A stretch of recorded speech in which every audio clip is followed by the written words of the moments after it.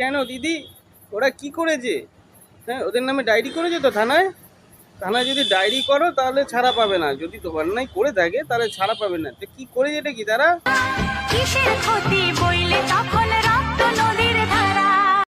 ও দিদি গো, এ তো ভয়ঙ্কর ব্যাপার। এ তুমি থানায় জানিয়েছো তো?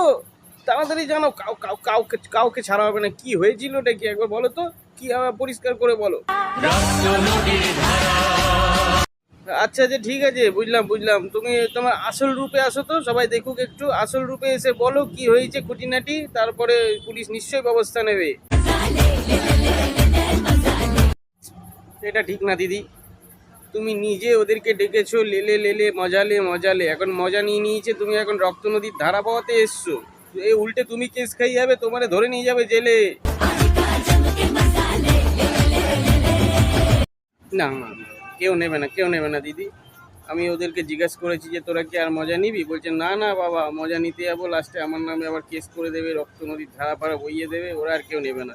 তুমি অন্য রাস্তা দেখো, আর ওই কেস ফেস করতে যেও না, কিন্তু তোমারই দোষ, ঠিক আছে? কেসটা তুমিই খাবে আলটিমেট। হ্যাঁ।